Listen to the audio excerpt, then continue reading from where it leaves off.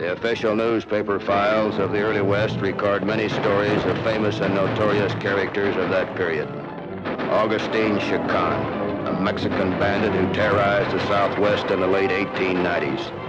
This desperado was one of the most ruthless killers who ever operated on the Mexican border.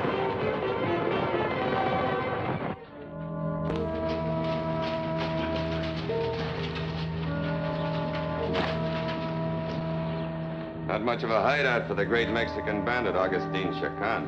Right, amigo. No one would ever look for him here. You're always here at the right moment, Felicia. Yes, but will you always be here, Chacon? No.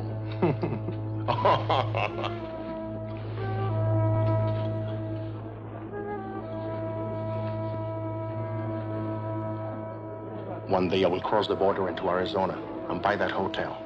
Maybe then I will send for you. Buy an American hotel? See, I need headquarters on both sides of the border. I will have an American partner, of course, but Augustine Chacon will run the place. How soon will this happen? I need a little more money. And maybe here he comes now. Adios. It's Americano, Chacon. I'm Slim Hawkins. I'm from Texas. Sit down. I'll give it to you straight and fast. My partner and I want to get back into the States. What's keeping you?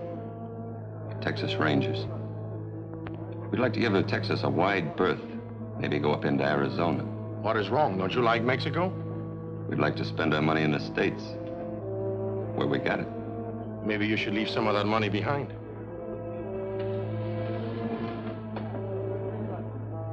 How about $1,000 a head? Cash on delivery when you get us over there. $2,000, that isn't much. You know, the Rangers are patrolling the Arizona border now. Make it 3,000 even. American dollars. It's a deal, senor. Tomorrow? See.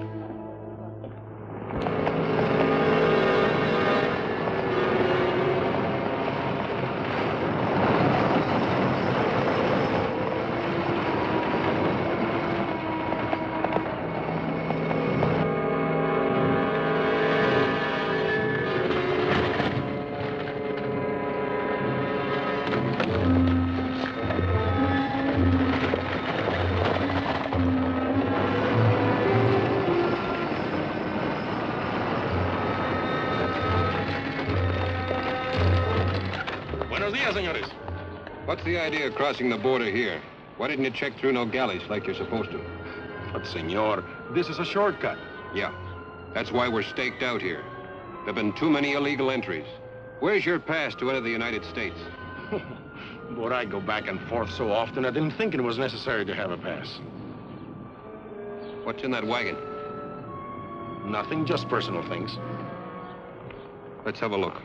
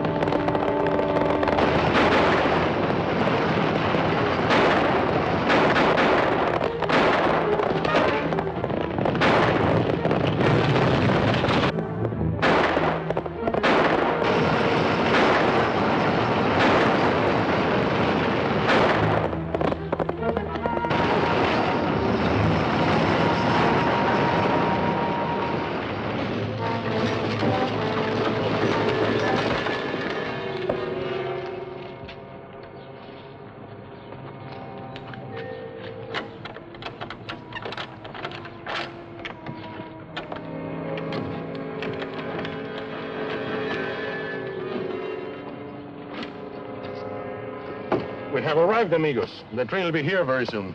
Good. Now let us out of here. You know, I had to shoot a couple of rangers in order to bring you here safely. That'll cost you a little more money. All right. Make it 4,000. $4,000? You got 25,000 when you robbed that bank in El Paso. How do you know? Augustine Chacon knows everything. All right, you dirty double-crossing. I want all the money you have left from the robbery. Come on. All right. You win.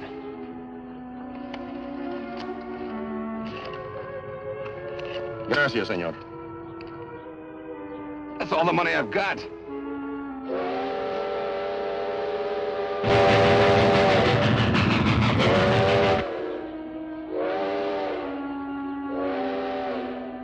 Come on, open up. We gotta flag down a train. I'm very sorry. But Augustine Chacon leaves no witnesses. Come on, let us out of here. Todo está bien, Pablo.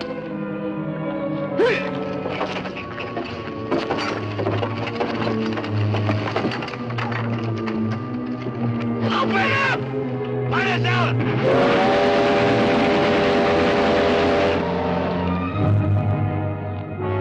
Open up! Chacon, open it up! Open it up! Chacon, get your foot in! God, open up! Open it up!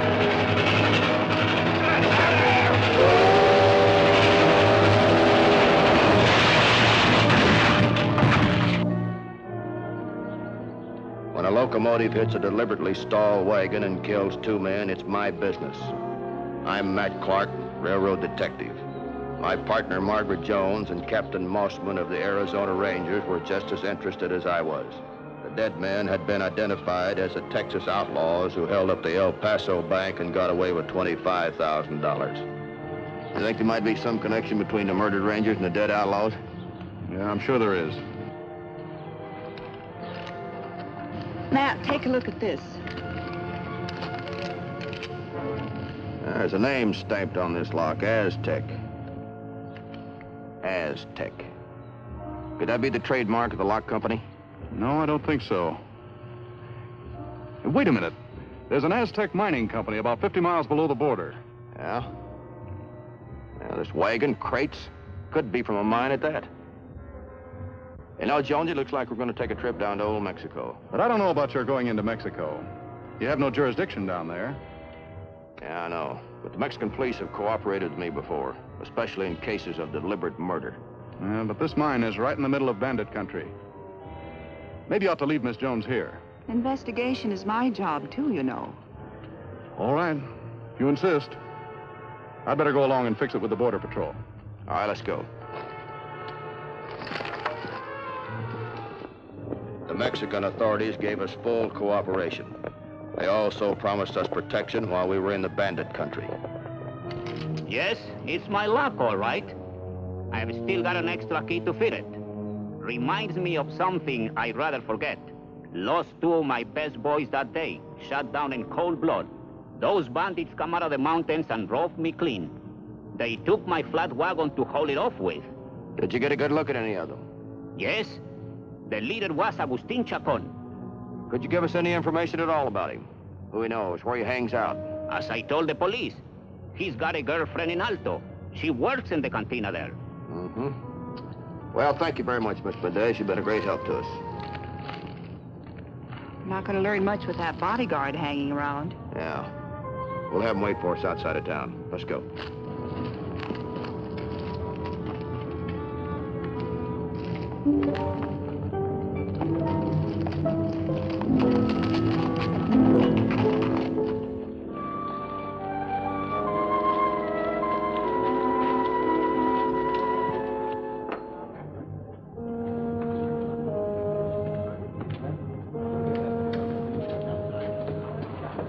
Señorita.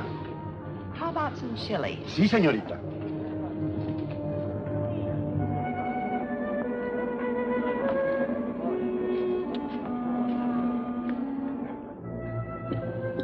Very hot. Yes, I know. The last time I made the mistake of using too much. Was you here before? Certainly. And who could forget the best chili in all Mexico? Gracias, señorita. The last time I was served by a very pretty girl. Where is she? Ah, Felicia. She's not here anymore. You know what happened? No, what happened? She vamoose. She went to Arizona only 2 hours ago. Will she be back? No, señorita. She would not be back. Well, thank you very much.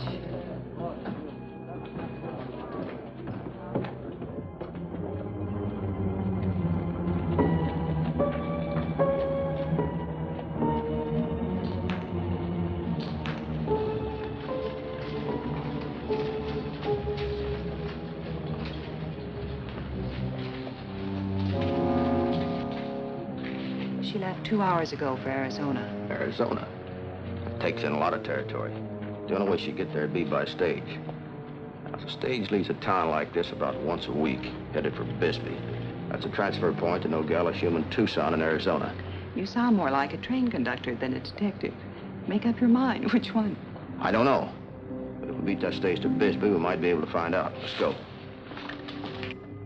We caught up with the stagecoach and passed it about 30 miles below the border. We kept riding hard and got to Bisbee, Arizona, well ahead of it. I think we ought to separate.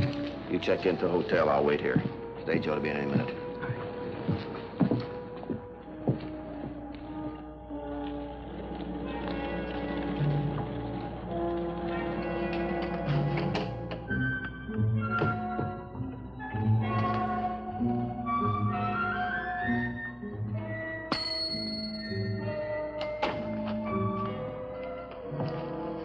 Do you have a single room?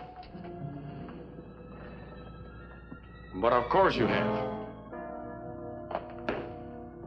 You always have a room for a beautiful señorita like, Margaret Jones. Enchanted, Señorita Jones. May I introduce myself? I am Manuel Ortiz, a permanent guest of the hotel. The girl who just got off the stagecoach had to be the one we were waiting for. I watched her go into the hotel. I was sure Jonesy would keep an eye on her at the hotel. Meanwhile, I had to bring Captain Mossman up to date on developments. I had wired him to meet me at the local ranger's office in town. I was glad to get your wire, Matt. I've been wanting to talk to you. What's up? Well, one of my men found an escaped convict, Harry Biggins, on the railroad tracks only 2 miles from the border. Same way the Texas outlaws were found? Exactly. Wagon, crate, everything.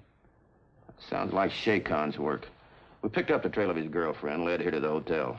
I got Jonesy staked out to keep an eye on her. Well, that sounds good. Chacon's sure to try and get in touch with his girlfriend sooner or later. By the way, I got a good description of him. He's about 6'2", dark, good-looking Mexican, and a flair for American women. That's good. I'll pass that information on to Jonesy. Yeah. And be sure to remind her, Chacon leaves no witnesses. He's already killed 29 Americans. She understands that.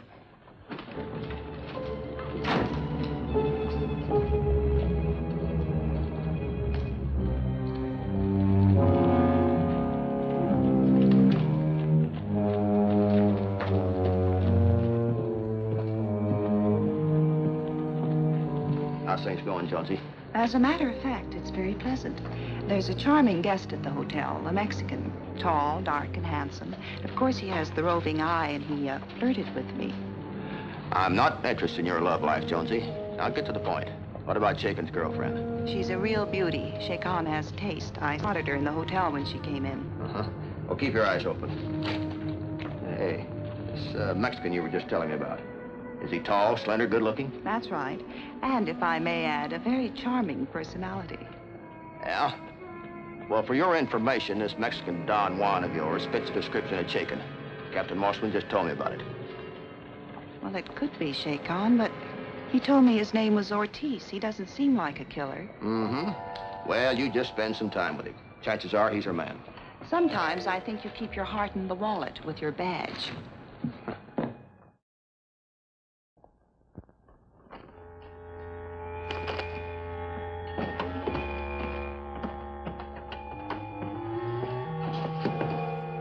You know her? I have never seen her before. Are you sure? She was asking for you at the cantina. I cannot understand why. I will find out.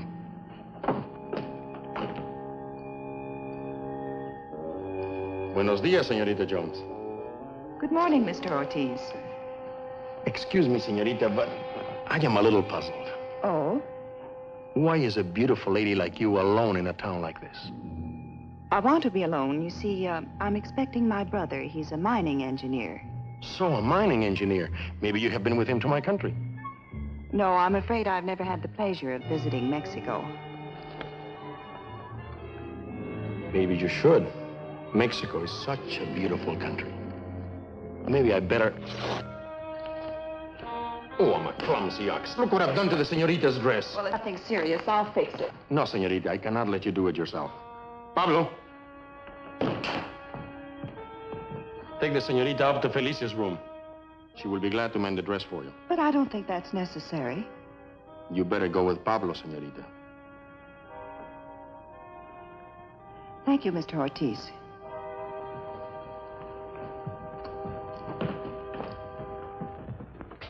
Oh, hello, Matt. You know, Captain, I've been thinking about finding Biggins's body along the railroad tracks, like those Texas outlaws. It's beginning to follow a pattern. Maybe Chacon arranges to smuggle the outlaws across the border for a price and then double-crosses them. Could be that's the way he operates. Yeah, I wouldn't be surprised. Only thing is, we can't prove it. Yeah. But I've got a plan that might work. You know, Captain, I'm way ahead of you. I think I will be able to mend this dress so that it doesn't show at all. Well, don't fuss with it too much, Felicia. It's just an old dress. Why did you ask about me in the cantina? I didn't ask about you. You lie, senorita. You were recognized. Maybe you are a detective looking for someone. You're mistaken. Now give me that dress. Get in there. Go on.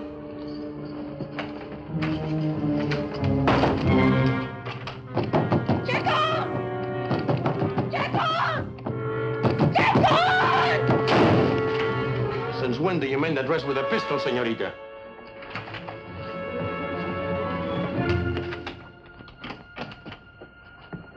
No, Felicia, no! No, Felicia! She tried to kill me! My dove, wait for me downstairs. I would like to learn more about Señorita Jones myself. Go on, do as I say.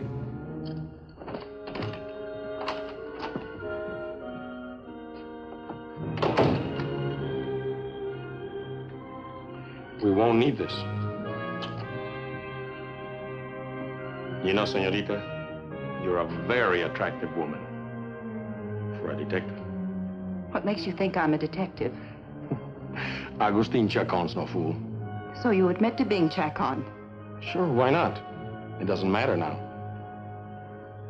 For a gringa, Señorita Jones, you look like a woman with fire. Why do you want to be a detective? It's so unromantic. Why do you want to be a bandit? You've got looks, brains, a certain amount of charm, yet you've got the worst reputation on the border. When I was a little boy, I promised myself I would be important. And you think killing people makes you important?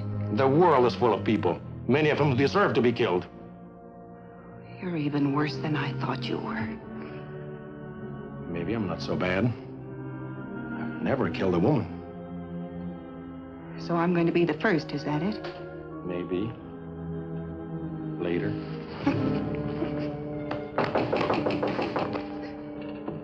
What do you want?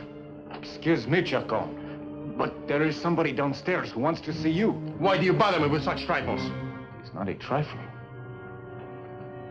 This hombre has much money with him. Oh, I see. You wait here with the señorita. Watch her carefully. She's a wildcat. But beautiful.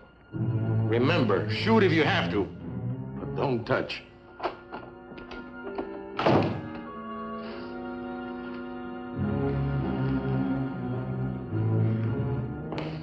Buenos dias. Howdy. Look, I gotta get across the border to Sonora right away. How can I help you? Quit stalling.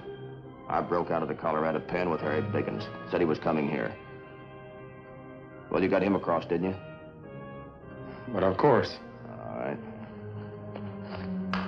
What about me? Very well. But I'll take your gun. You wait right here.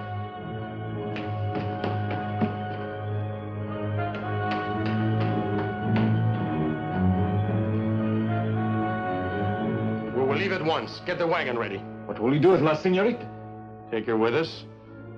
Senorita Jones' last visit to Mexico was too short. Chacon!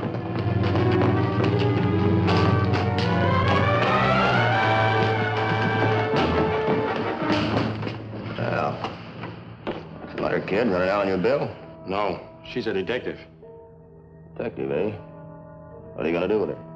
Take her with us. Oh? Pablo, get the wagon. Felicia, come with us.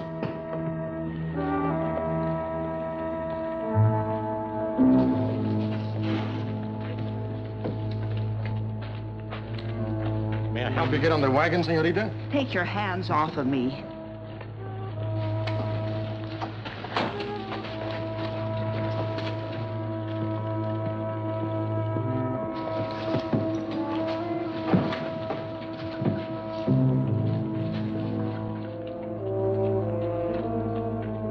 What's the idea of letting them stop me? I had to make this look good, didn't I? All right, Detective. I just hope we both know what we're doing.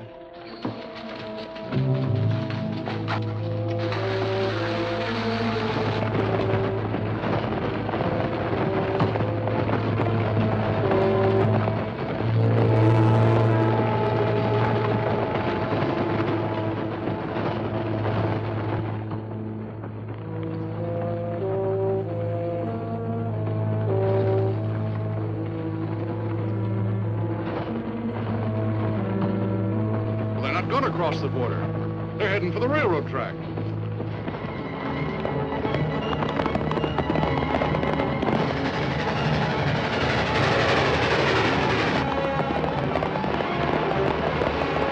Chacon! Rangers!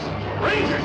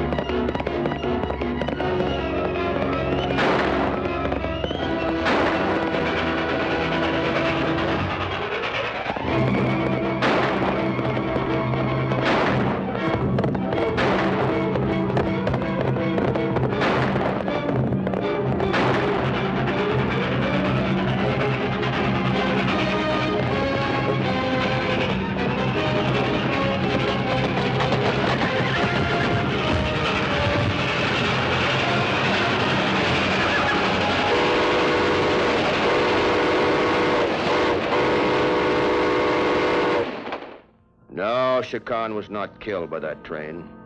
He lived to stand trial in Sullivanville, Arizona. On August 18th, 1902, he was sentenced to die by hanging. That will be the tightest collar I will ever wear. But then you can't always ask for a perfect fit.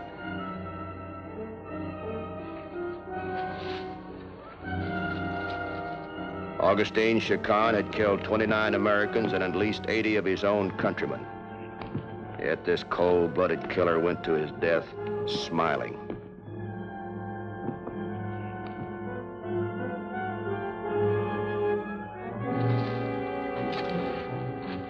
What's the matter, Matt? You look sorry.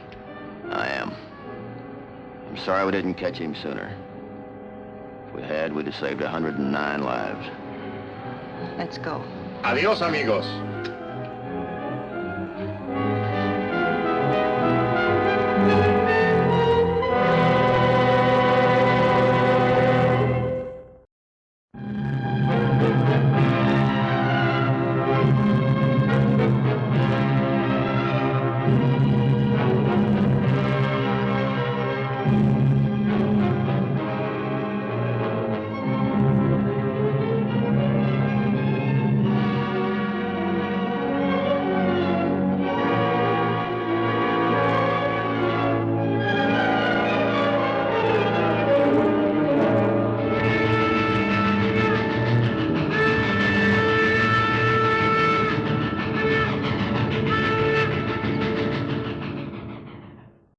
Newspaper files of the early West record many stories of famous and notorious characters of that period. Born Crawford Goldsby, Cherokee Bill, a college-bred half-breed, left a bloody trail of murder and banditry throughout the Oklahoma Territory during the 1890s, the most hated and feared outlaw of that period. Our story begins in the most famous Indian school in the United States, the academic halls of Carlisle College in Pennsylvania. The year, 1894. You wanted to see me, Proctor? Bill, you're a disgrace to Carlisle College and the Cherokee Nation. Look at this record. February 10th, caught opening a student's locker. April 6th, starting a class riot. May 12th, insubordination to your instructor. May 15th, fighting with a student on the athletic field. Cheating, lying, fighting, stealing. Carlisle has no room for you. Bill! No! Bill, let me go! Stop it, Bill! Bill, no! Let me go! Bill!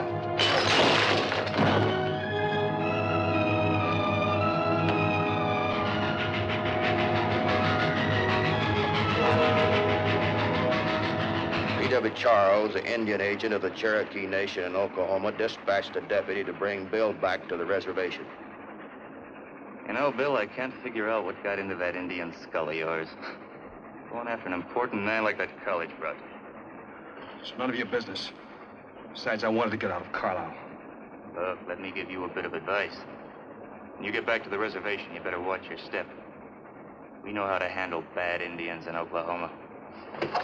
You or any other white man's going to tell me what to do. I get you back to the reservation, I'm going to lock you up until you cool off.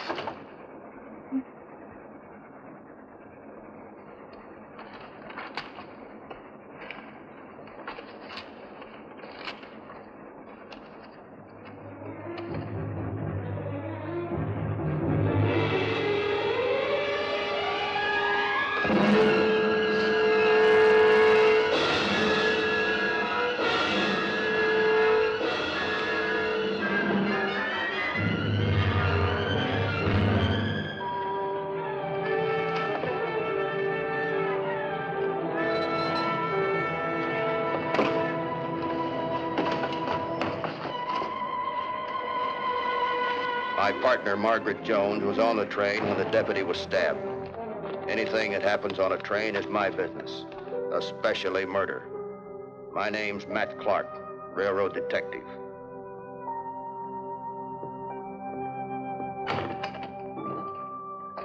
Hi, Bill. Jonesy. Do you know Marshal Connors? Oh, I don't believe I do. How do you do, sir? How are you? Glad to know you. You waiting just a minute. Say, by the way, how come you were on that train?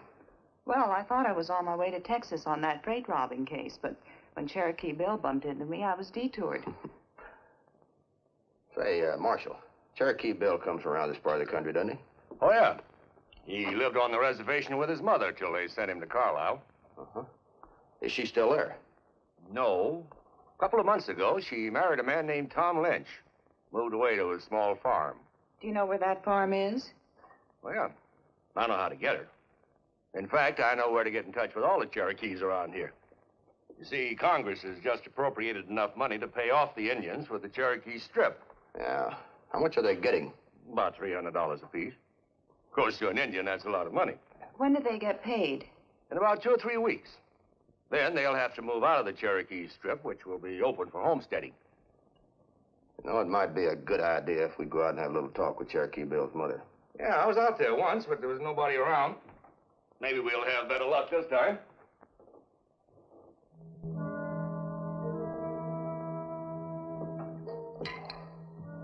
This is your new father, Bill, Tom Lynch.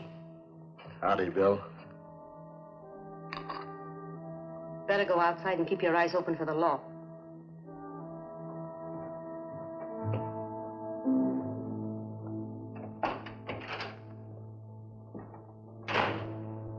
You married a white man again. How about you learn your lesson? That's the only way I could get off the reservation, Bill. But don't worry. I can always get rid of him. Get rid of one white man and there's 1,000 more behind him. All my life, they've closed me in like I was a horse or a cow. First on the reservation, then in school. And on the train, a deputy threatened to throw me in the jail if I didn't... Dead. Forget him. From now on, any white man that gets in my way is going to wind up the same way that deputy did. I'm glad you came home, Bill. What do you mean? I've got an idea that'll make us all rich. The government is shipping money, thousands and thousands of dollars, to pay off our people for the Cherokee Strip. And you figure we deserve more than our share. That's right. Those wagons will be guarded by cavalry. It's going to be tough. Not if you get enough men to help you. Jim Cook has the biggest gang in Oklahoma. I have already talked to him. Huh? He's very interested for a large cut. Maybe he'll want too big a cut. That's something I'm sure you can talk him out of. Maybe I could. There's some riders coming up the road. Could be the marshal. Get to the barn. There's a team waiting for you. I'll show him. Come on.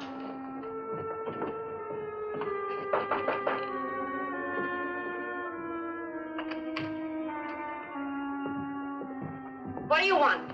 We're looking for Bill. He's not here. You better search this place, Marshal. Yeah. Matt, there he goes. Come on, let's get him. No, you don't. You better put that shotgun down, lady, or we'll have to take you in as an accessory. By that time, Bill will be safe. Well, you might have a point at that. What do you think, Marshal?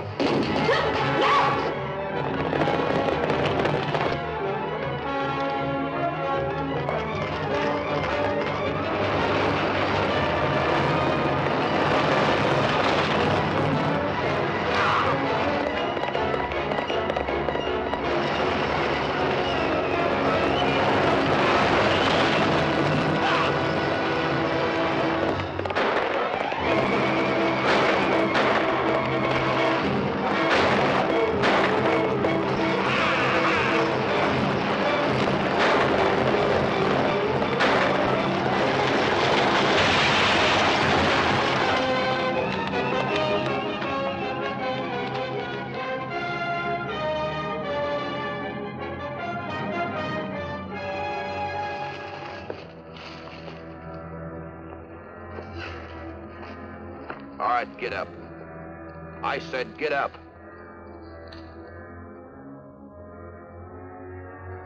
You're all through, Bill. I'm taking you back to town to stand trial for murder. There isn't a prison maid that's going to hold me. Yeah, you won't be there that long. There's a noose waiting for you. You know who's going to try you, Bill? Judge Isaac C. Parker. All right, start walking. Go on.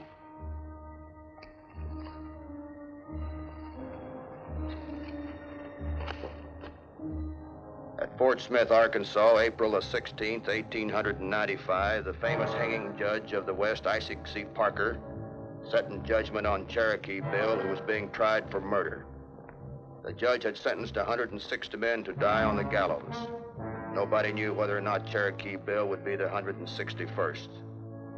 Crawford Goldsby, alias Cherokee Bill, you are a young man.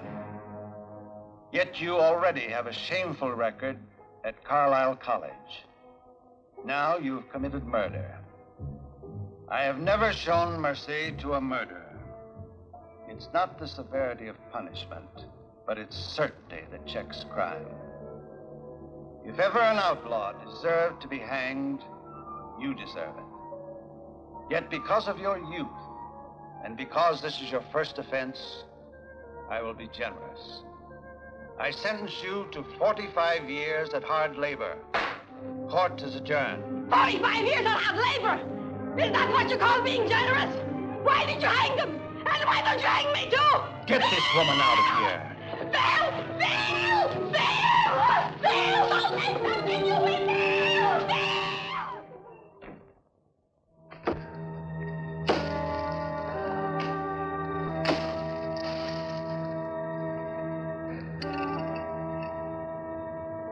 Kind of hot-headed, Bill.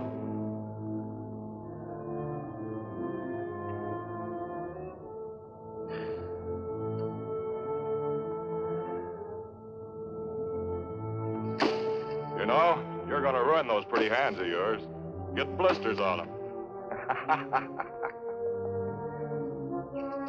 After you've done that for 45 years, there won't be a tree left in Oklahoma.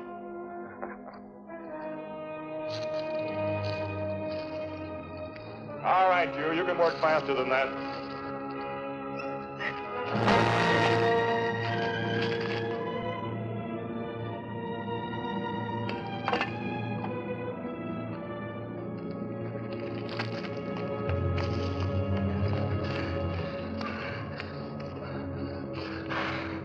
I'm Cherokee Bill. I just broke out of prison camp. Take me to Jim Cook.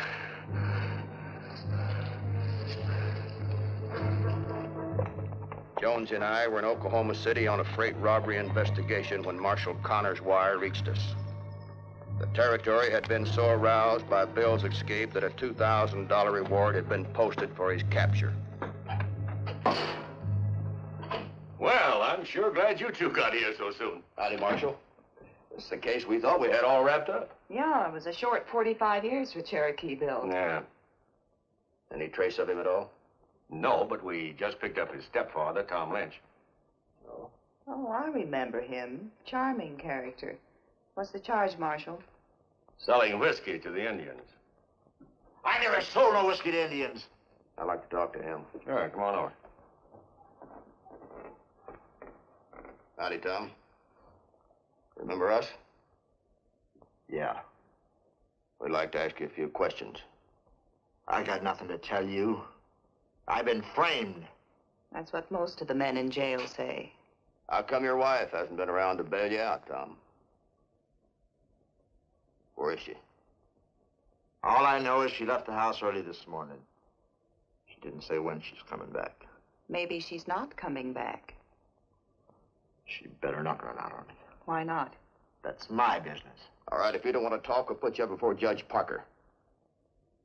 You might find yourself taking Cherokee Bill's place on the labor gang. Then on the other hand, Mr. Lynch, there's a $2,000 reward out for Bill's capture. Do you know what you could do with $2,000, Tom? Well, you could buy yourself a lot of real fancy clothes and live like a gentleman. Judge Parker might let you off if you talk. When'll I get the reward? Just as soon as we lay our hands on Bill. Will you let me out of here as soon as I talk? Sure. As soon as we capture Bill, we'll notify you. You can come to the office and we'll give you the reward.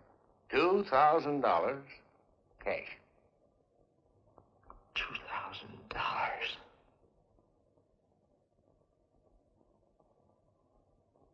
All right. I'll talk. I'll tell you what I know. I'll tell you.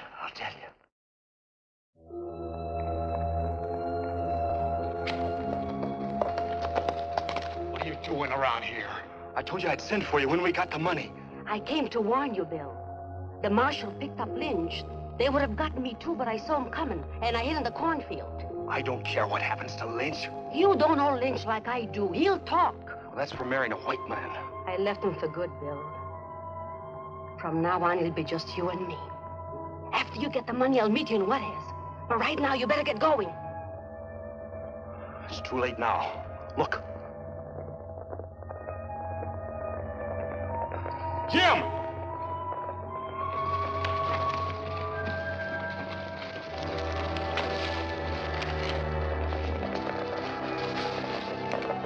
You still have time. Get out of here. I'm not leaving. But they'll hang you.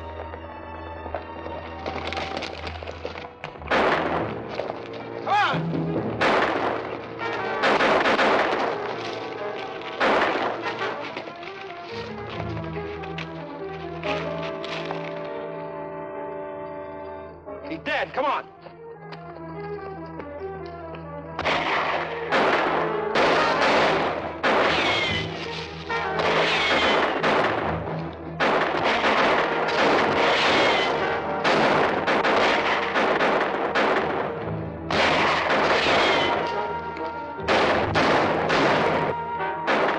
Jim, tell them in to take the back trail. One by one.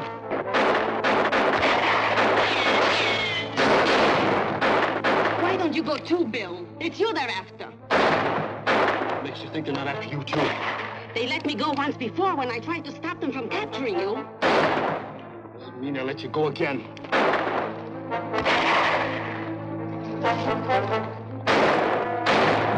Please, Bill, go with Jim Cook's men. Please. Not yet.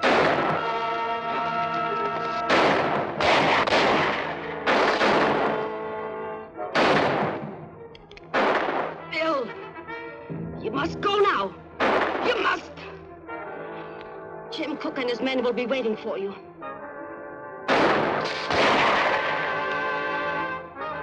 But you... I'll be all right. They don't want me. They want you. Now hurry. Go.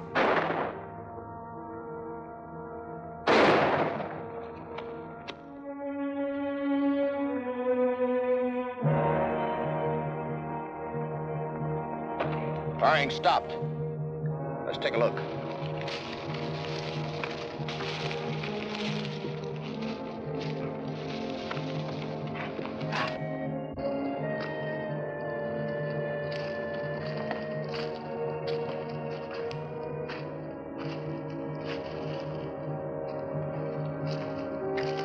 Well, looks like they pulled that old Indian trick on us. Sneaked out one by one.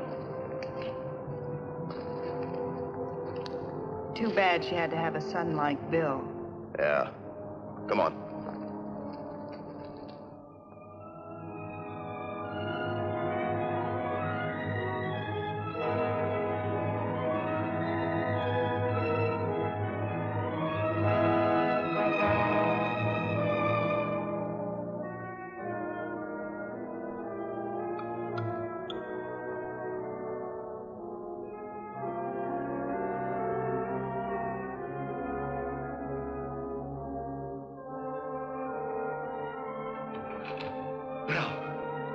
You told the marshal where we were hiding.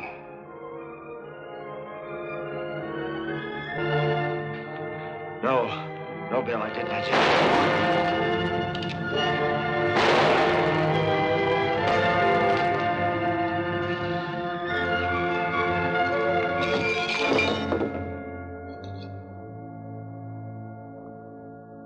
Matt, do you really think Cherokee Bill will go through with this crazy notion of holding up the government wagon train?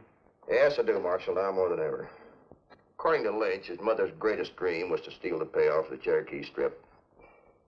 But that money's escorted by U.S. cavalry. Now, don't forget, he's got Cook's outfit with him. The largest gang of outlaws in the territory. Yeah. Well, I'd better organize a big posse. This is going to be a real battle. Wait a minute, Marshal. I think I might have a plan to save the lives of a lot of men. Where do you think that convoy might be now? Oh, about 20 miles north of here on the Canyon Road. Uh-huh. We ought to detour that wagon train through Box Canyon. What's the idea? When Bill and his men follow the wagons into the canyon, we'll be there waiting for them. You know, Matt, sometimes I think you're a genius. Only sometimes, Jonesy. Look, I want you to ride out and meet that convoy. Tell the officer in charge exactly what we want done. I'll send the deputy with you. That's fine, Marshal.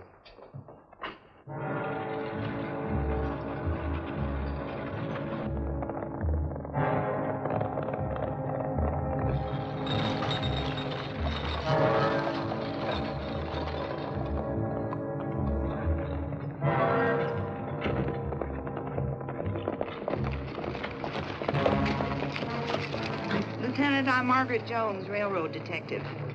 Pleasure, miss. We found out the Cherokee Bill and the Cook gang intend to hold up your convoy. My orders are to change your course. In what direction, miss? Through Box Canyon. We'll ride with you.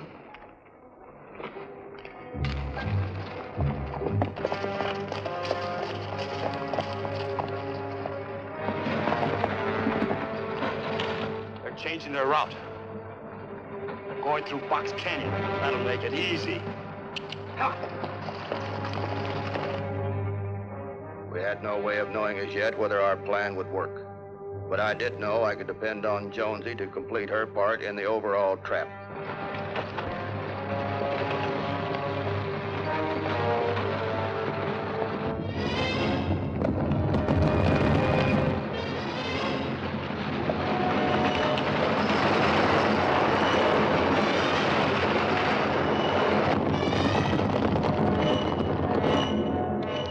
Here they come.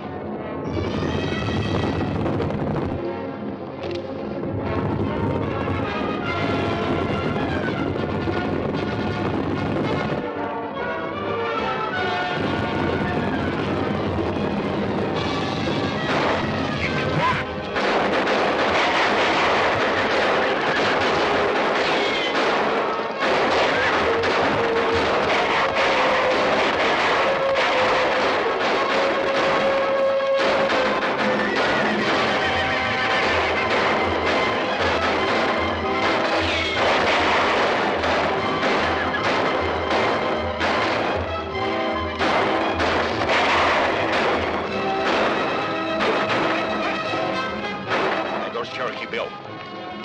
I'm going after him.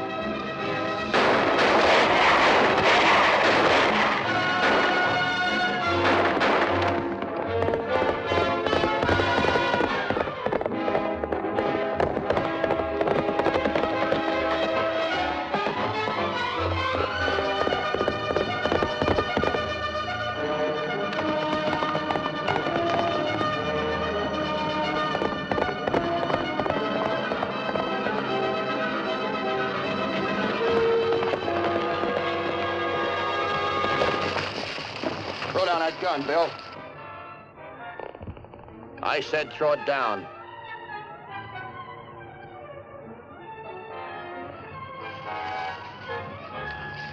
All right, get going. Go on.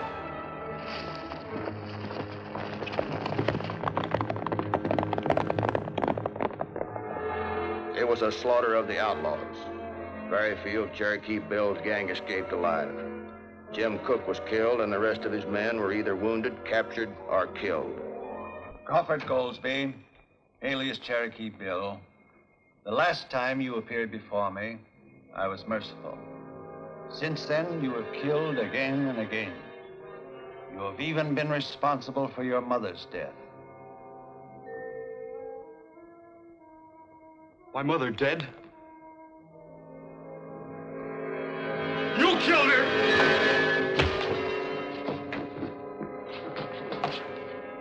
I have never let a guilty man escape, nor an innocent man be punished. But I find you guilty. I sentence you to hang by the neck until dead.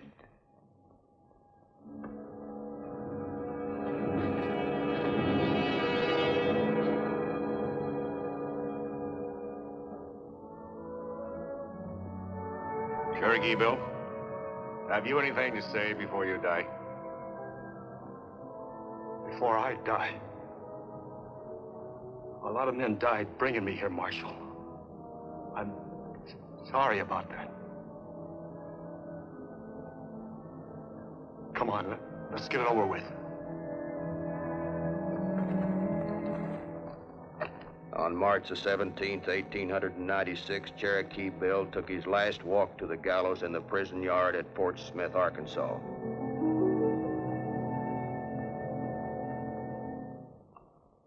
Well, Matt, this time I'll guarantee that Cherokee Bill won't bring you detectives back again. You know, Marshal, I've been thinking about his career. Short and violent. Getting hanged when most men are just starting out in life. Yes, and he had such a good chance, too. Chance for a college education and make something out of himself. Well, that's true. Not many Indians get the opportunity to go to college. He could have learned to trade at Carlisle and made the Cherokees proud of him. Yeah. Well, Jonesy, I guess we better get started back to headquarters. Goodbye, Marshal. Goodbye, Jonesy. Matt, you've been a great help. Oh, by the way, tell Pete Delaney to send me that $5. You know, he bet me we wouldn't catch Cherokee Bill.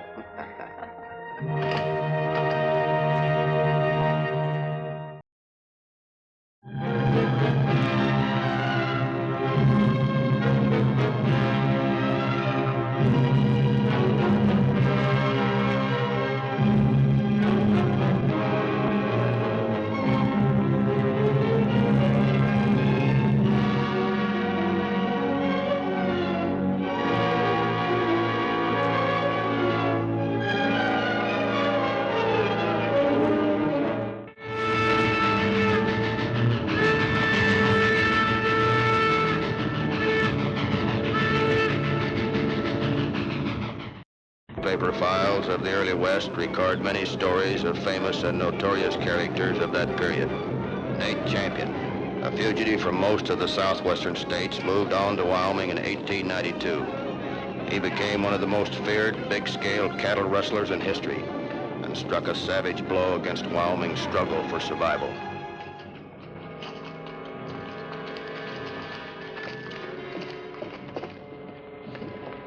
Just because a guy gets himself a bad name, he gets blamed for everything that happens. The name, Nate Champion, stands for rustling. And Colorado's got no room for rustlers, Nate.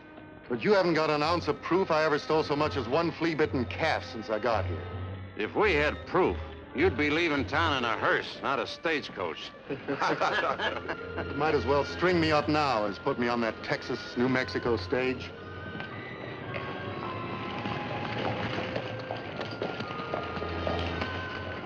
Why not put me on the Wyoming stage? She's coming in now. Well, I don't suppose it matters much as long as you leave Colorado. But you keep on. You're gonna run out of states. Howdy, Ed. This gentleman expressed a desire to go to Wyoming, so the Cattlemen's Association wants to treat him to the trip. You better stay in Wyoming. Be a lot better for your health. Go, Shorty, here.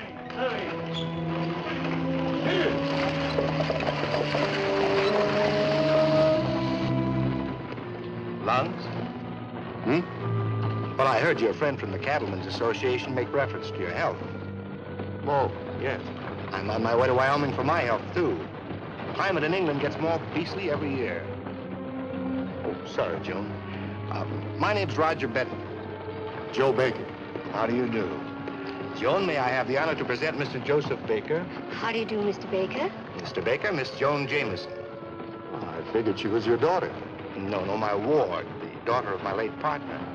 I've been promising to discover a cowboy for her ever since we passed the Alleghenies. You look as though you might qualify, Mr. Baker. Well, I've handled a few head of cattle in my day. You're not a cattle buyer by chance? Why, yes. Well, here I am on my way to the ranch I've acquired near Casper. I need someone to acquire cattle to stock it, and I meet an experienced cattle buyer. I call that a real stroke of luck. Oh, I do hope you'll help us, Mr. Baker. Mr. Benton doesn't know a steer from a giraffe. Well, don't ask me to round up any giraffes for you, Mr. Benton. But you can count on me for the steers.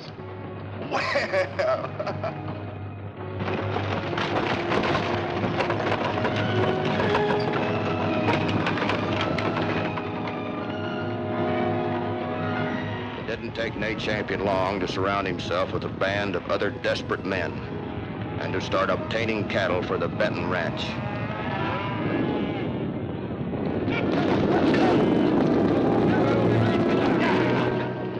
think it's safe just to rustle from the Great Western outfit? Sure it is. Besides, some of their 2- and 3-year-olds have never been branded. We got to be positive there are no Great Western brands on any of the cattle we deliver to Benton. Drive that whole herd over to old man Riley's place and examine every single one of them, you understand? Right. Come on.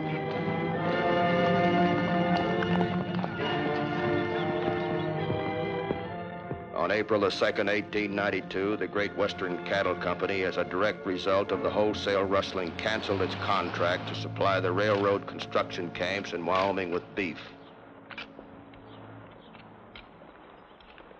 Are you the railroad company detectives I was supposed to meet out here? That's right. I'm Matt Clark. This is Miss Jones, my partner. Howdy. I take it you're Sheriff Smith. That's right. Glad to know you. How are you? You folks come all the way out here to serve as pallbearers at the railroad's funeral? Well, I hope not. You can't keep a crew building a railroad unless you give them 3 square meals a day. There's only enough meat to feed them for another week. You expect to find out who the rustlers are in that length of time? Yeah, we've got to. Well, I wish you luck.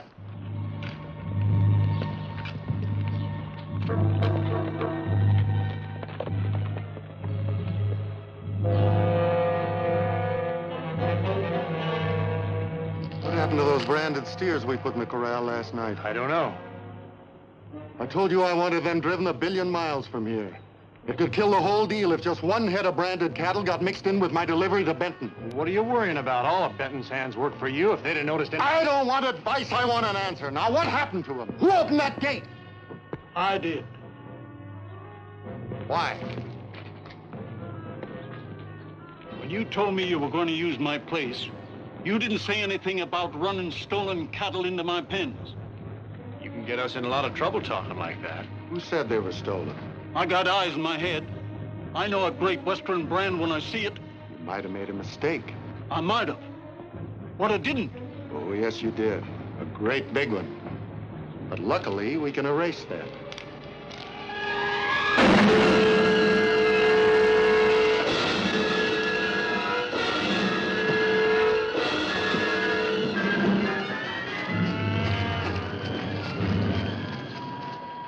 Well, I would have said it's like looking for a needle in a haystack, Matt, but that's Great Western beef, all right.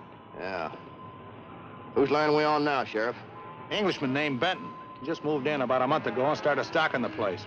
With Great Western cattle, maybe, huh? He had $75,000 in the Casper Bank before he started buying. I checked on that. Well, it sure wouldn't hurt to have a little talk with him. His ranch house is just over that first ridge. I got no suspicion to take me there. Actually, there's no sense in alarming Benton by having more than one of us call on him. Well, I'm good at arithmetic, Matt. I'll see you back in town.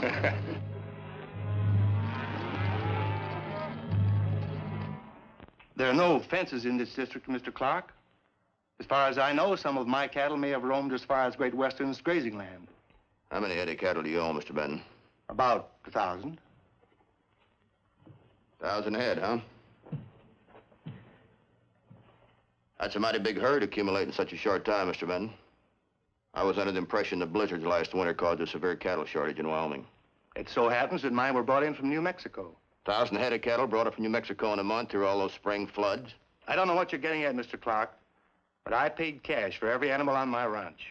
You have receipts, of course. Not in my personal possession. My cattle buyer keeps them. What's his name? Mr. Joe Baker, but... Where can I find him? Maybe you ought to search the house for him, or declare martial law or something and arrest everyone on the ranch.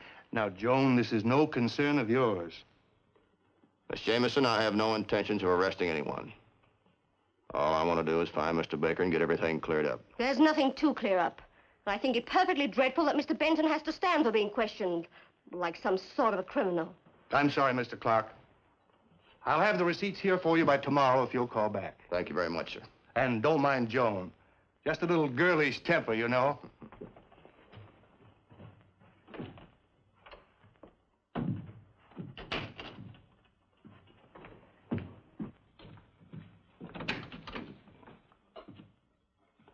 Where are you going? To Mr. Baker's hotel. That railroad detective asked a lot of questions that only he can answer. But I don't think he's staying there anymore. He said something about moving. I'll inquire around till I find him if it takes all day. Oh, Surely you don't harbor any suspicions of Mr. Baker? More than suspicions, my dear. I'm afraid we've been victimized by a ruthless crook.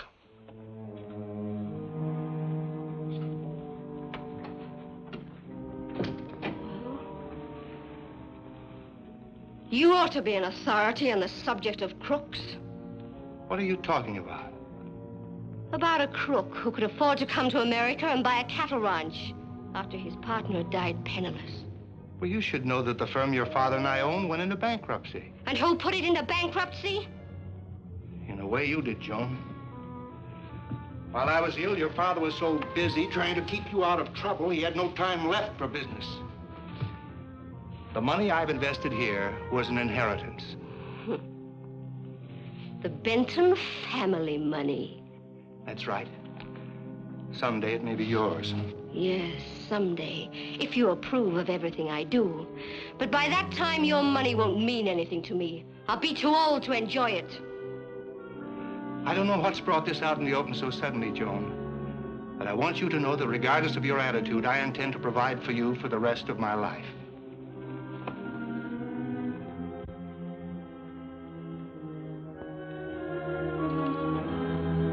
You have.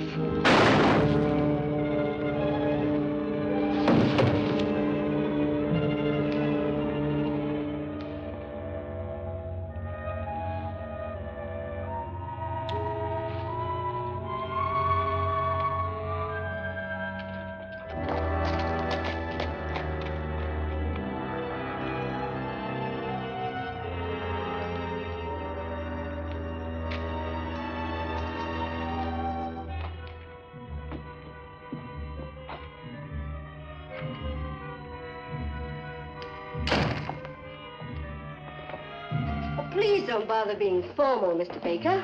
How did you stumble across this place?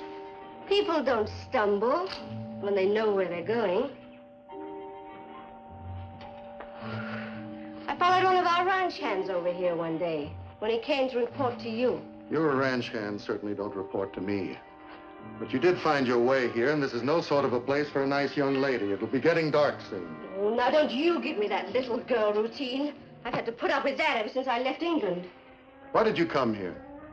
Oh, I thought you might like to know there was a detective at the ranch this afternoon. He was inquiring about the receipts for all the cattle you've purchased for Mr. Benton. Well, why didn't you say so? Got him around here someplace. Oh, they issuing receipts for rustled cattle now? Rustled cattle. You've been reading too many Western stories. Oh, now cut the dramatics. I know that you pocketed all the money Benton turned over to you. Then why didn't you tell Benton? Just mark it down as a good turn, Joe. And I'm not through doing you favors. I've had these ready for quite a while, just in case.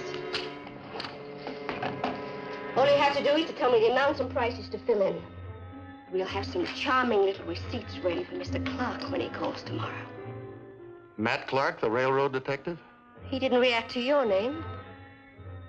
He doesn't know me as Joe Baker. But this is crazy. Benton's a sick man, and you helped me get his bankroll. Doesn't his money go to you if anything happens to him? Something has happened to him. All that Benton had was family money.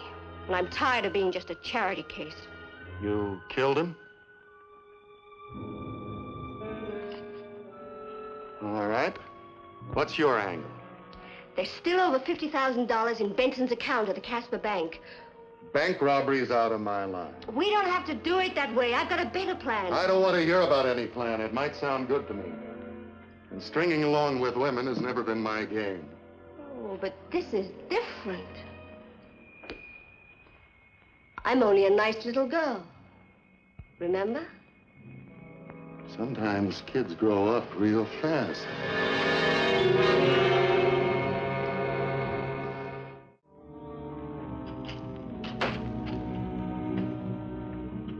You want to see me, sir? Yeah, that's right. Are you the man who hitched up Mr. Benton's wagon yesterday? Yes, sir. And I blame myself for what happened.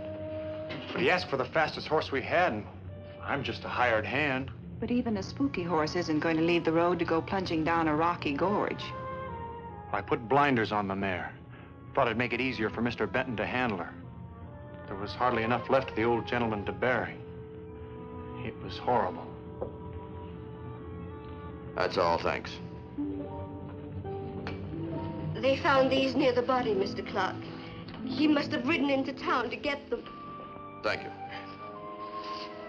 Mr. Benton wasn't well enough to have taken a long ride like that.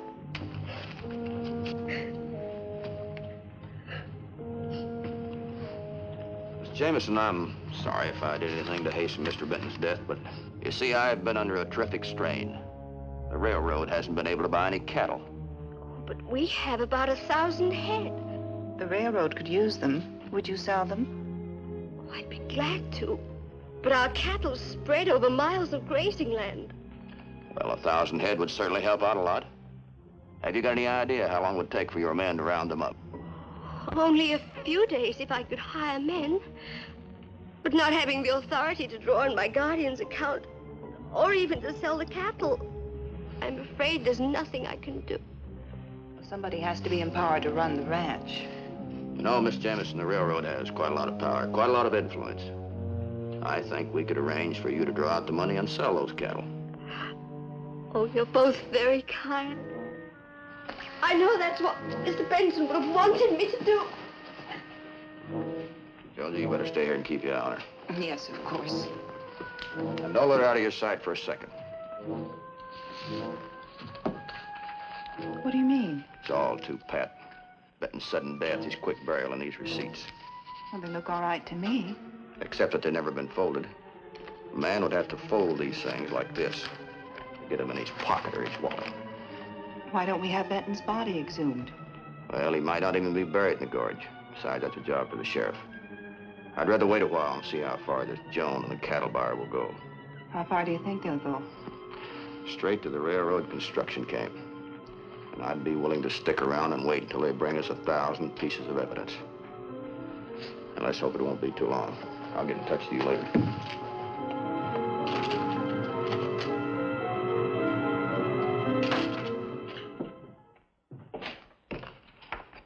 Hiya, Matt.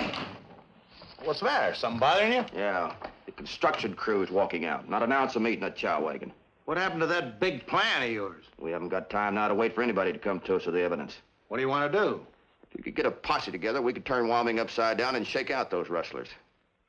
Hey, did you ever find anything out on Joe Baker? Oh, yeah, I turned up an old bulletin about some rustler that used that name as an alias. But Nate Champion's used a dozen different aliases. There's no... Did you say Nate Champion?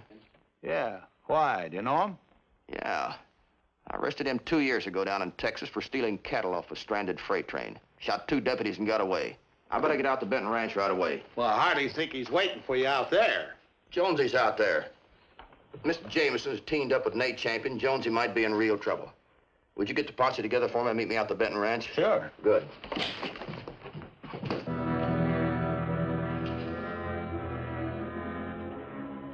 Why don't you go take a nap? You didn't sleep at all last night.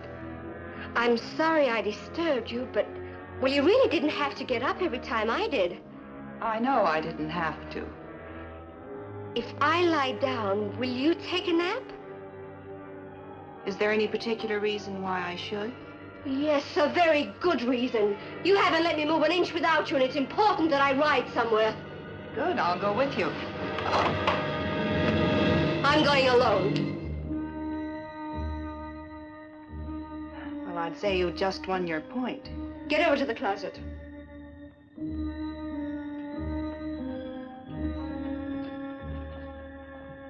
Now open the door. Get inside. Stay inside!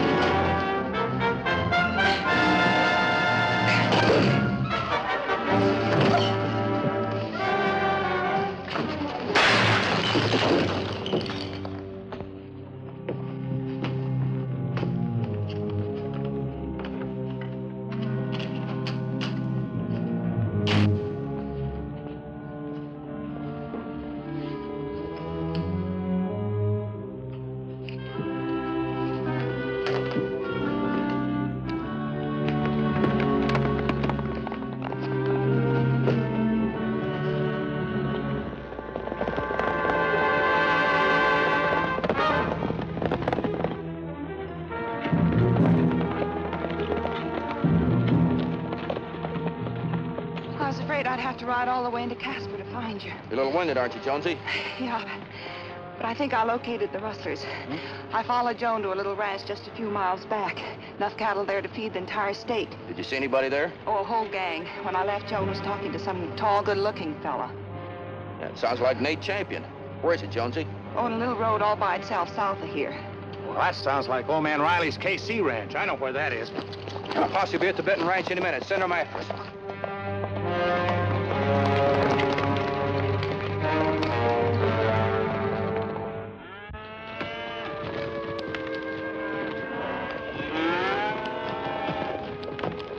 You must be mad. Driving off cattle worth thousands of dollars? Worth thousands if you sell them, your life if you get caught with them. But I told you, that detective didn't suspect me of a thing. He will when he finds his sidekick with her head bashed in. Oh, if you're so terrified, you should have run for dear life as soon as I got here. It's a lot easier to outthink a man than it is to outrun him. In a few minutes, there won't be any cattle left on the place. And I can ride off real leisurely. No evidence left behind, no trouble ahead. But you can't leave without me. They'll know right away. What is it, Nick? Boys say they want to talk to you. I'll settle with them as soon as they've driven off that last bunch of cattle. Put this on my horse for me.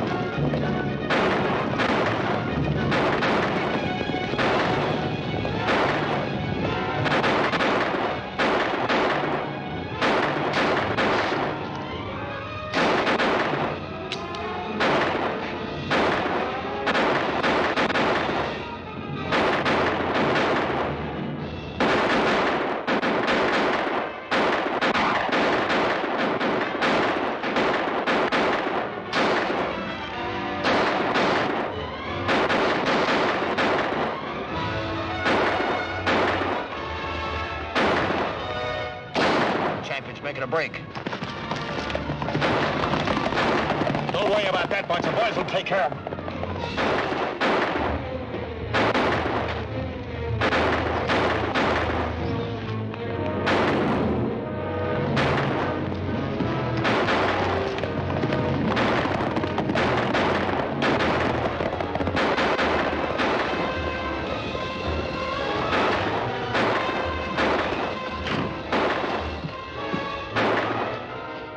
Sorry, chum.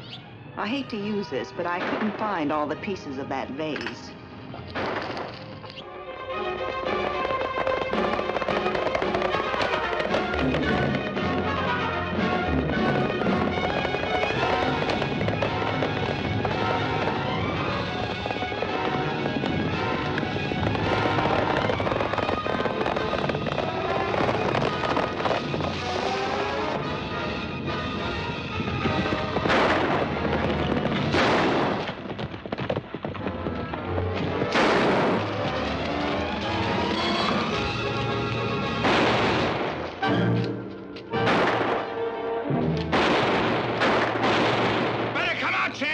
You'd do better to surrender now than to wait for the posse.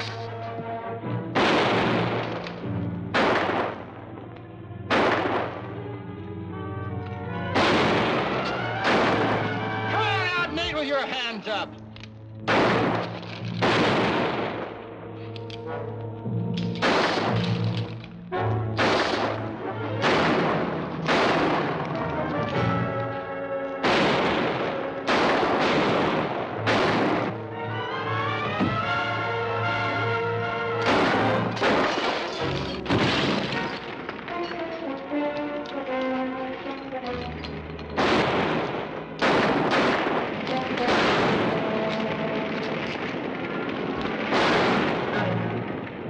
Shack's afire. Huh?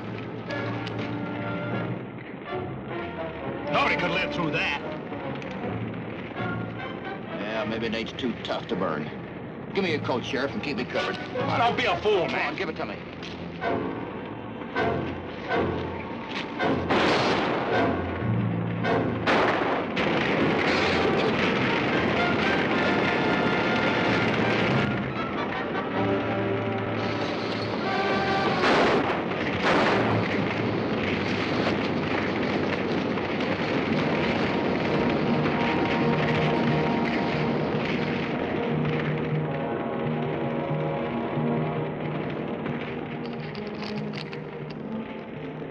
Jameson killed Benton.